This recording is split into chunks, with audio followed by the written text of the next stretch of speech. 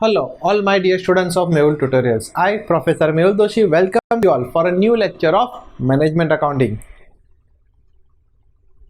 Now, last lecture में हमने कुछ ट्रेंड एनालिसिस के किए हुए थे. How to take out trend percentage, right. जो पर्टिकुलर्स का फॉर्मेट रहेगा वो जो कंपेरेटिव में है सेम वैसा रहेगा. कभी 3 साल का, कभी 4 साल का. आज जो हम प्रॉब्लम सॉल्व करेंगे उसमें 4 साल का रहेगा. ट्रेंड निकालना है. ट्रेंड मतलब कैसे ट्रेंड जा रहा है, ऊपर जा रहा है, नीचे जा रहा है, बढ़ रहा है, कम हो रहा है. That is what. Always compare होगा फर्स्ट ईयर से. फर्स्ट ईयर को हमें 100% कंसिडर करना है, उसके बेस पे आगे के 3 साल का कंपेयर करना है. Okay, now will start question number 30. Rearrange the balance sheet in vertical form and calculate the trend percentage. बराबर है. टेकिंग 98 दिया उसको 99 करो, 1999 as 100 and briefly comment on the same. That is 1999 is a 1999 जो है वो आपका बेस ईयर रहेगा. पर क्या पूछा है देखो, sources of fund, share capital, share proprietor fund, reserve surplus proprietor fund में जाएगा. Debenture and secured loan borrowed fund में. Creditor bank overdraft and other liability current liability में. Building goodwill and machinery fix assets. Stock debtor cash current assets. Preliminary expense fictitious assets. तो अभी देखो कैसे लिखना है. सबसे पहले sources of fund. A proprietors fund. चलो डायरेक्ट शेयर कैपिटल आपको दे दिया है. शेयर कैपिटल ऊपर रुपीज इन लैक्स लिखना कंपलसरी है. क्वेश्चन में रुपीज इन लैक्स दिया है. अगर ये नहीं लिखा होगा तो आपका आंसर ही 0 हो जाएगा. 60 60 80 80. Add reserves and surplus.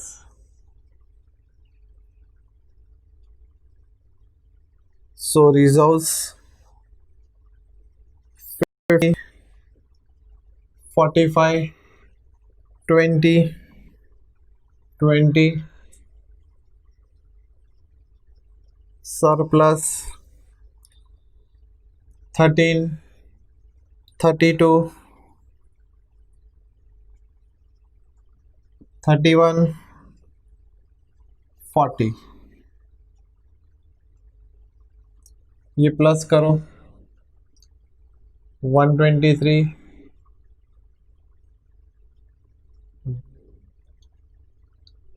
137, 131, 140 less fictitious assets.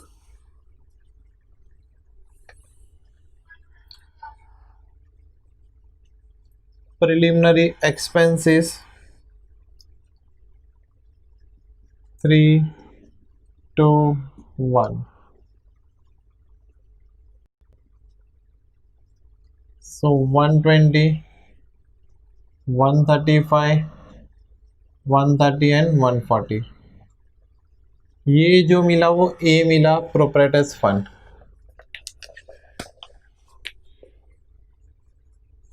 B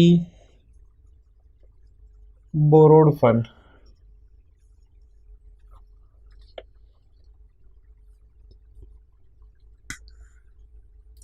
borrowed fund में आएगा debentures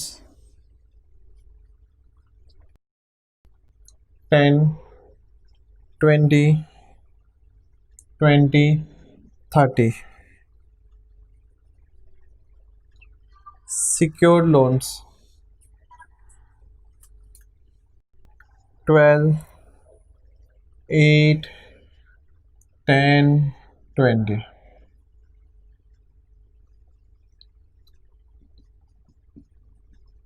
Twenty-two, 30, 30, 50.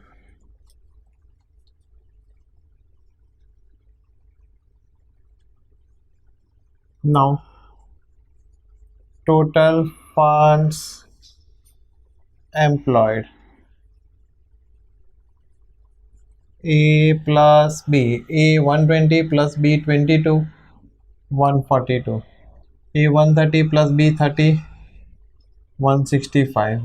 A 130 plus 30, 160. 140 plus 50, 190. Now, applications of fund.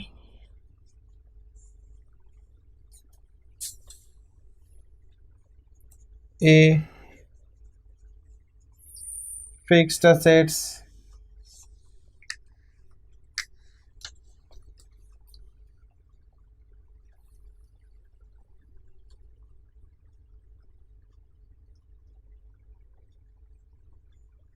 जिसमें बिल्डिंग,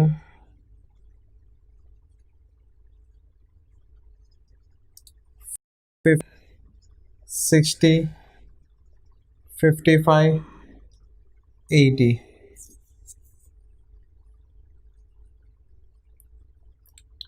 Goodwill, 50, 45, 40, 40.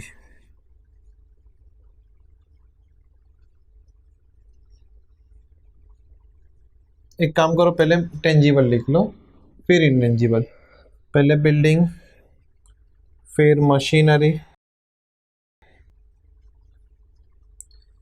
20, 40, 43, 50. अभी इंटेंजिबल थोड़ा सा क्या बाइफिकेशन है sir. Goodwill 50, 45, 40, 40. 120, 145,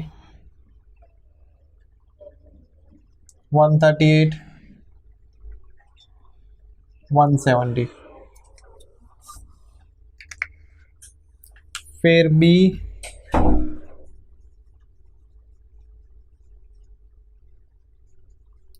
working capital.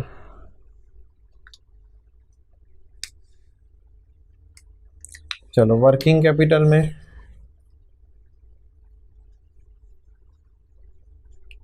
Current assets,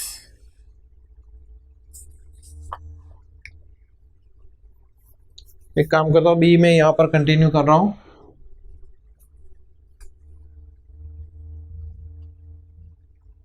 आपको अच्छी तरह से समझ में आए इसलिए.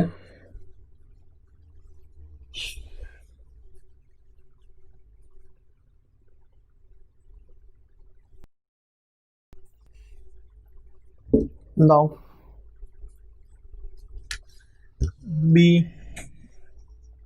वर्किंग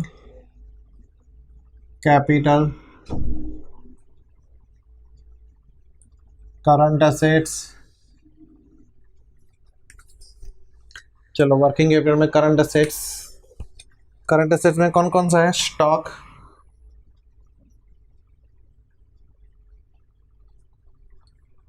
चलो भाई 5,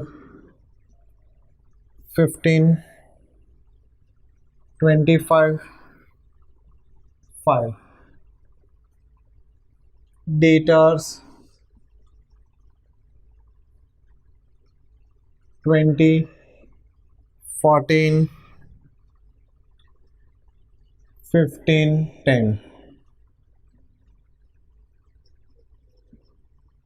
कैश 5, 1, 2, 15. So 30, 30, 42, 30.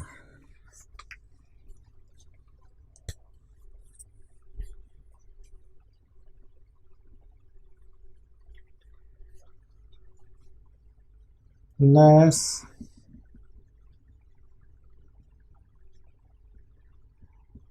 करंट लायबिलिटीज,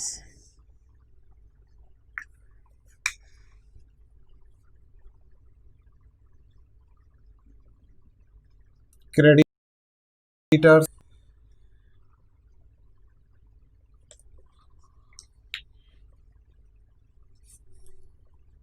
अच्छा यहाँ पर करंट लायबिलिटी 2-3 है, तो ये जो मिला वो टोटल करंट असेट्स। अभी करंट लायबिलिटी में creditors 6, 8, 10, 3, bank overdraft 1, 2, 8, 4, other liability 1, 2, 2, 3।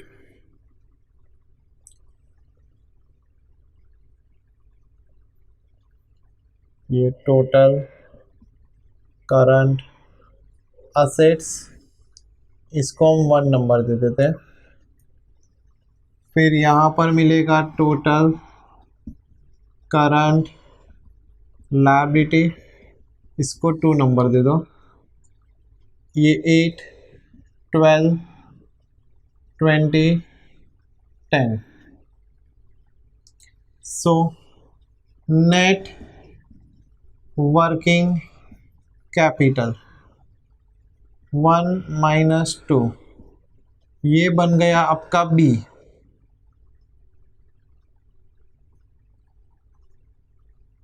30 - 8, 22, 30 - 12, 8, 22, 20,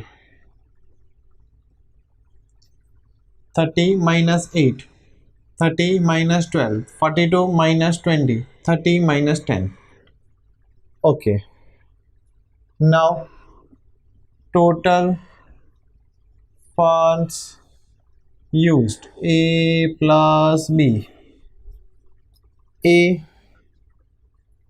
ये A बन गया फिक्स असेट्स 120 प्लस ये 22, 142, 145 बराबर है।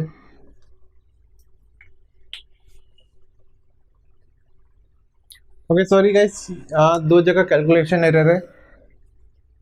ये बोरोड फंड में डिबेंचर 20 प्लस ये सिक्योर लोन 8, तो 28 होता है। तो ये 135 प्लस 28, इट इज 163। और ये total current 30 minus total current liability 12, तो ये 18 हुआ।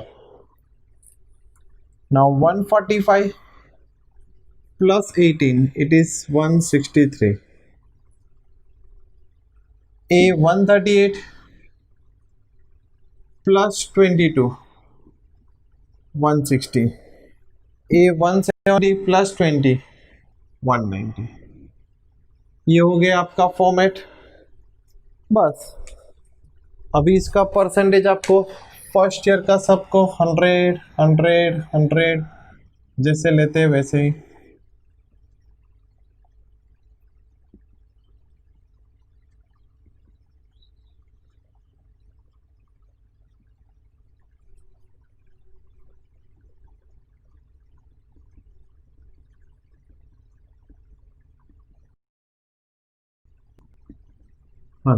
ओके, अभी परसेंटेज कैसे होगा?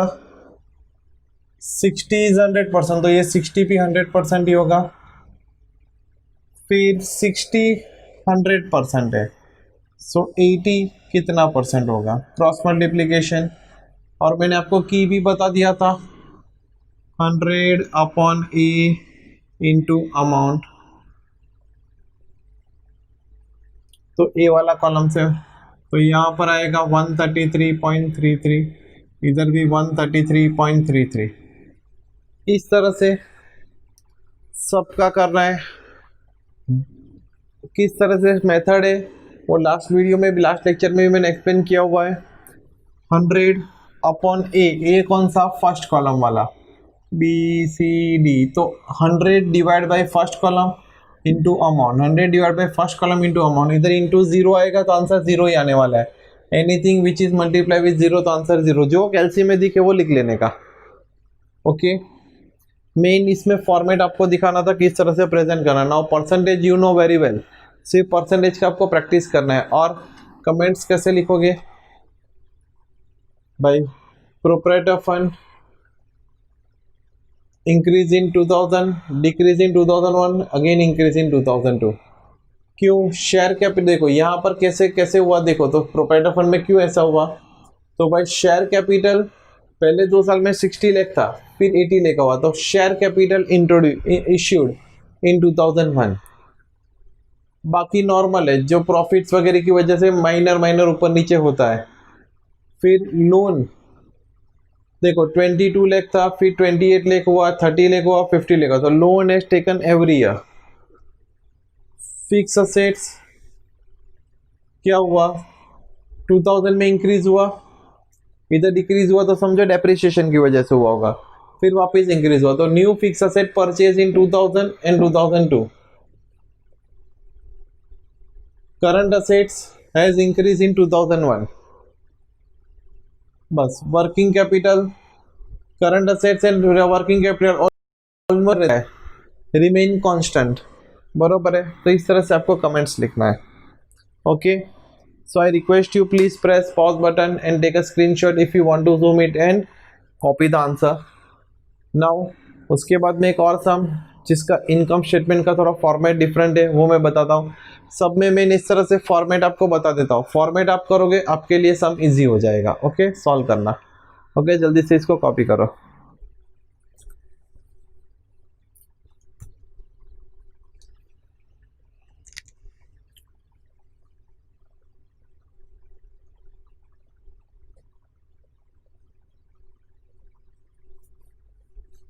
Now question number 31, you are furnished with the following revenue statement for the year ended 31st March।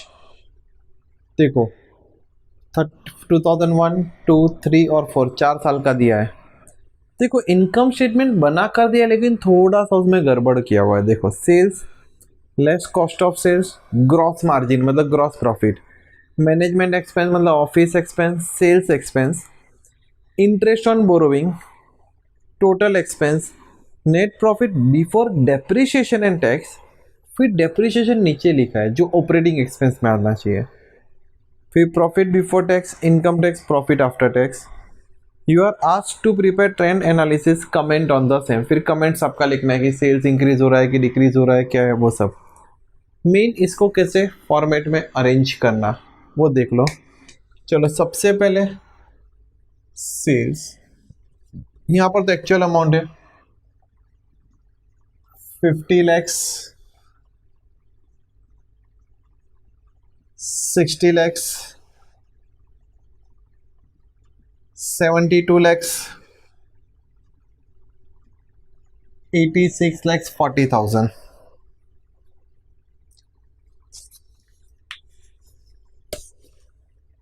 Less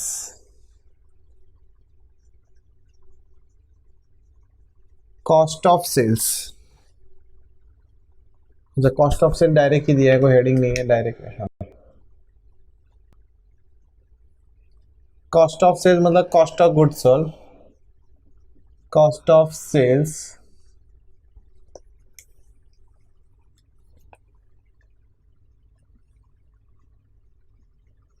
$32 lakh,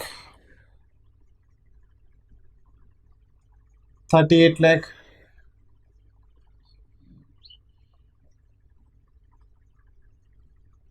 46 lakhs, 56 lakhs।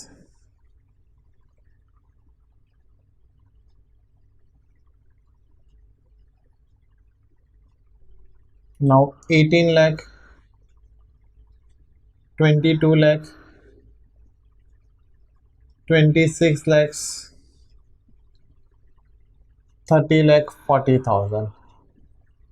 ये जो मिला वो आपको मिला ग्रॉस प्रॉफिट। ई, फिर लेस ऑपरेटिंग एक्सपेंसेस,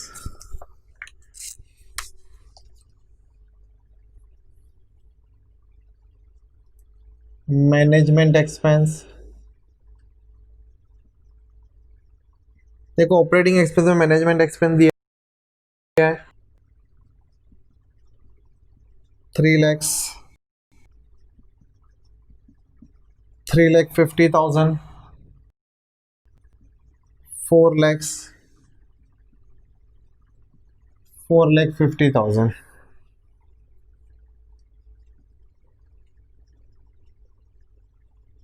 फिर है सेल्स एक्सपेंसेस 5 lakhs, 6 lakhs, 7,20,000, 8,64,000। फिर नीचे एक एक्सपेंस दिया है डेप्रिशिएशन, तो इधर लिख देने का डेप्रिशिएशन।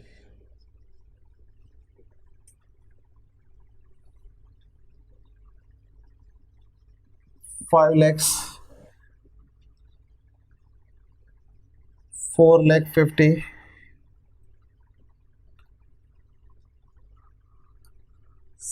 6 lakhs,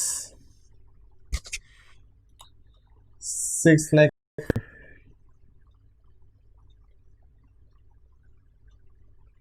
इसको बी दे दो। ये मिला टोटल ऑपरेटिंग एक्सपेंसेस।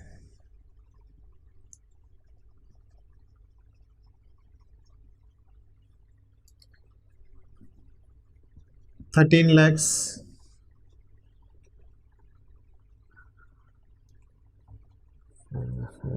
14 lakh, 17,20,000,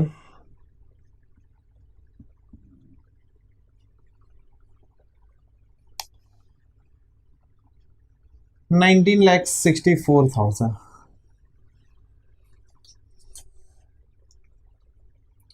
बराबर। फिर operating profit before interest A minus B. So 18 lakh minus 13 lakh तो 5 लाख, 22 लाख माइनस 14 लाख तो 8 lakh, 26 lakh minus 1720, 8 lakh 80, 30 lakh 40 minus 1964।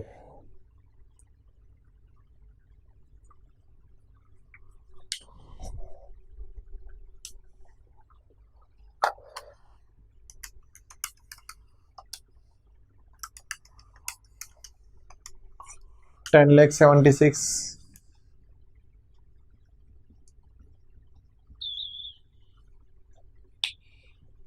Okay, उसमें से लेस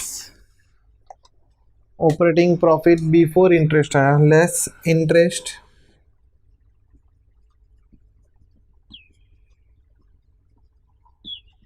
ऑन बोरो।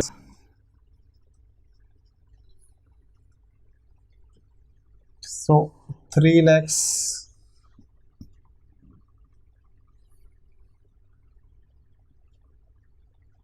4 lakh,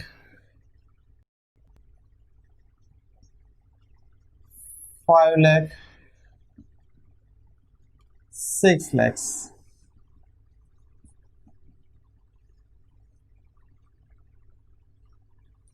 तो जो मिलेगा वो नेट प्रॉफिट बिफोर टैक्स।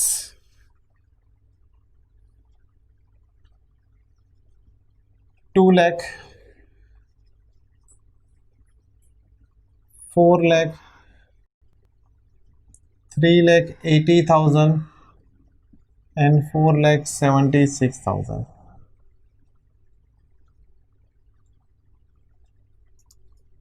फिर क्या मिलेगा? Less income tax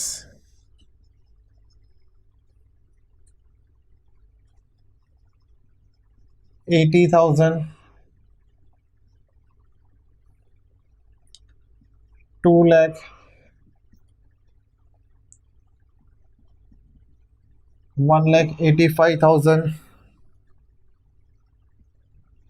and 2,40,000.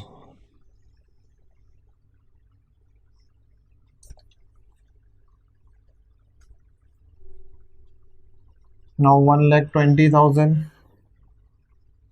2 lakhs, 1,95,000, 2,36,000. ये जो मिलेगा वो आपको नेट प्रॉफिट आफ्टर टैक्स. बस ये फॉर्मेट था. फर्स्ट ईयर का सब में 100 100 100.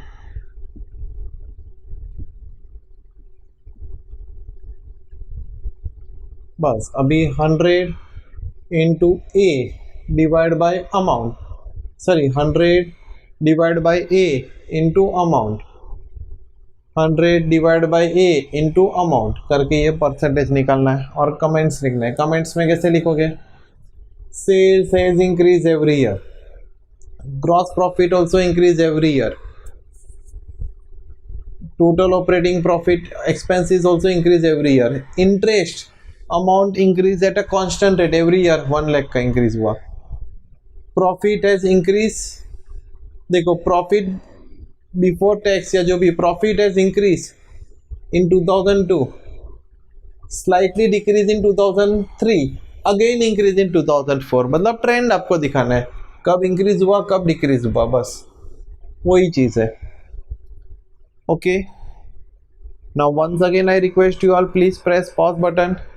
If you want to zoom it, then take a screenshot and copy the answer. Okay, जल्दी से कॉपी कर लो. फिर मैं एक सम इसके जैसा ही सिमिलर है जो एक्सप्लेन कर रहा हूँ, जो पूरा होमवर्क है आपको. नो डाउट ये परसेंटेज निकालना है, कमेंट लिखना है और एक सम करना है. डेली थोड़ा तो मेहनत करना पड़ेगा.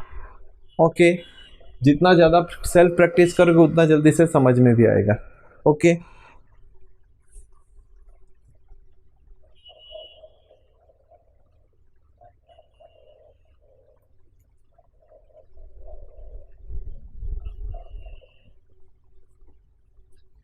नाउ होमवर्क के लिए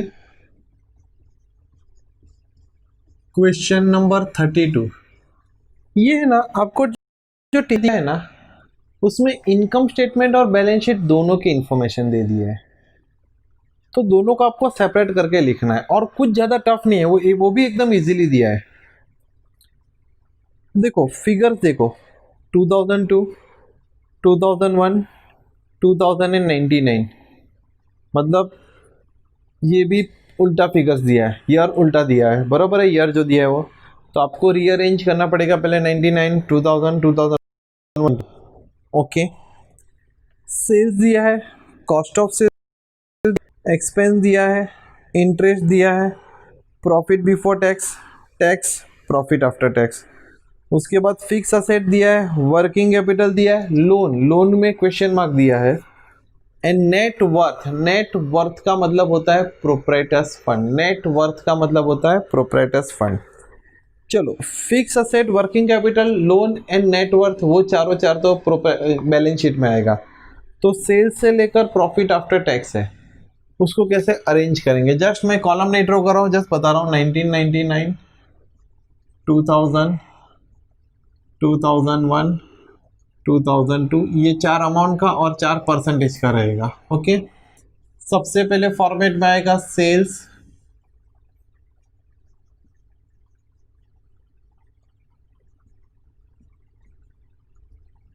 less cost of goods sold,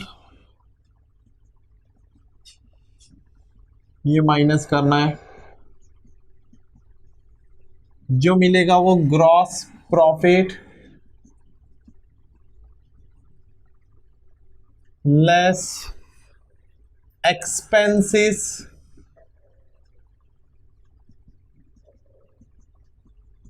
ये कौन सा एक्सपेंस हुआ? ऑपरेटिंग.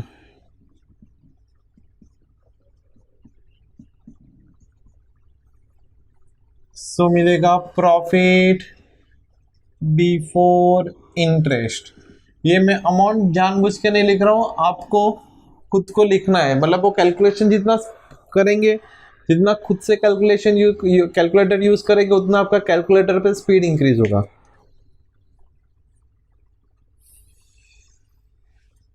लेस इंटरेस्ट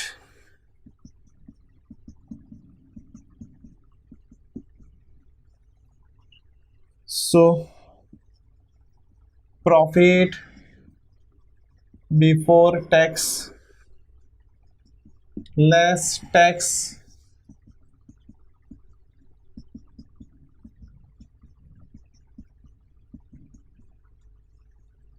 तो जो आंसर आएगा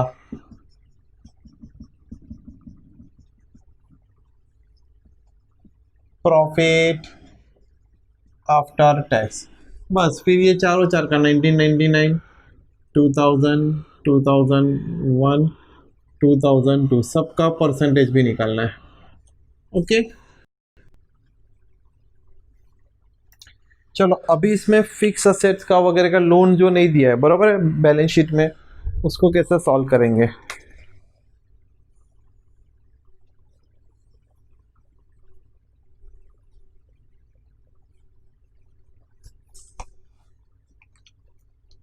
तो देखो सबसे पहले क्या आता है, sources of fund, proprietors fund. अच्छा, सोर्सेस ऑफ फंड में ये 1990, 2000, 2001, 2002। ओके, सोर्सेस ऑफ फंड में सबसे पहले प्रोप्राइटर्स फंड। प्रोप्राइटर फंड में कौन सा अमाउंट आएगा, नेट वर्थ दिया है देखो क्वेश्चन में,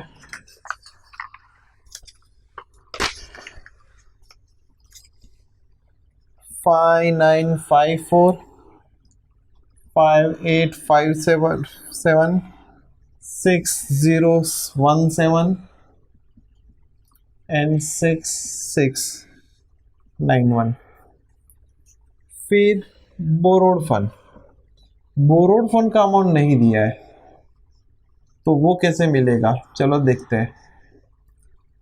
proprietor fund plus borrowed fund तो मिलेगा total funds employed, total funds employed. चलो फिर applications of fund, applications of fund में fix assets and working capital दे दिया है। फिक्स असेट्स, फिक्स असेट्स का अमाउंट दिया है 4486,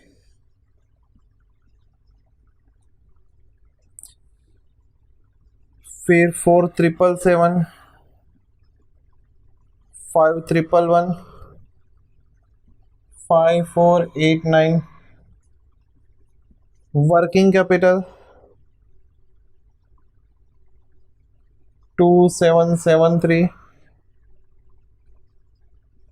3298, 4887,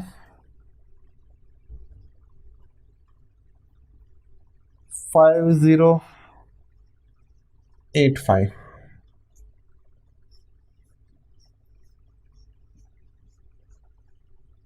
अभी ये टोटल करो तो ये जो मिलेगा वो टोटल फंड्स यूज्ड,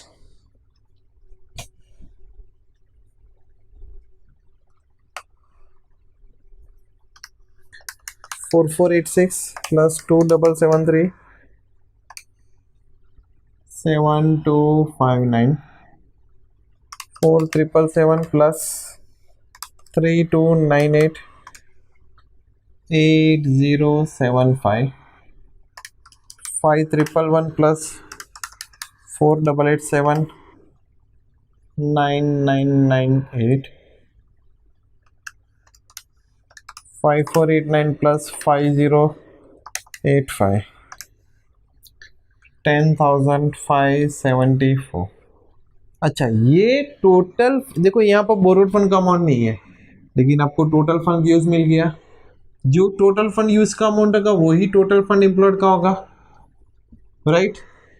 तो इधर होगा 7259, टोटल फंड एम्प्लॉयड 7259 है, उसमें से प्रोप्राइटर फंड है 7259 माइनस प्रोपराइटर फंड है 5954, तो ये 1305 मिल गया। Balance figure 1305 borrowed fund.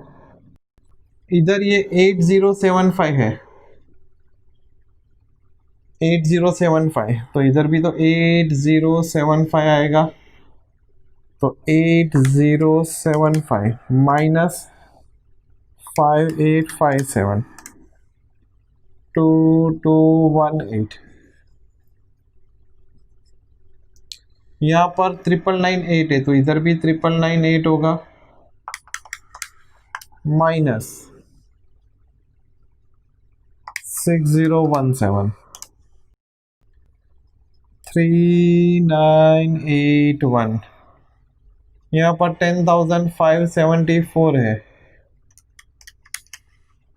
Minus 6691 3883 हो गया। ओके,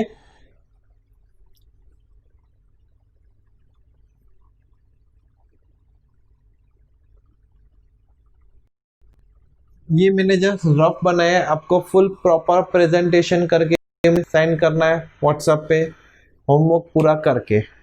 ओके, ये जस्ट गाइडलाइंस के लिए मैंने पूरा दिया है। नाउ इसके बाद इसमें ये सिर्फ फॉर्मेट आपको परमानेंटली बाय हार्ट करने के लिए था। इसके बाद इसमें कुछ इंपॉर्टेंट सम्स रहेंगे जो मिसिंग फिगर्स वाले हैं, जो एक्चुअली पजल गेम टाइप है। पजल गेम बहुत इंपॉर्टेंट है और इस एग्जाम में आने के फुल चांसेस है। पजल गेम आप जैसे सॉल्व करते हो सुडोको, वैसे सुडोको टाइप सम्स है, बहुत मजा आएगा आपको। कंसंट्रेशन लेवल उसमें अच्छा चाहिए, तो वो नेक्स्ट लेक्चर में हम सीखेंगे। नाउ जो भी चीज़ को डायरेक्शन के लिए ले लो, दैट्स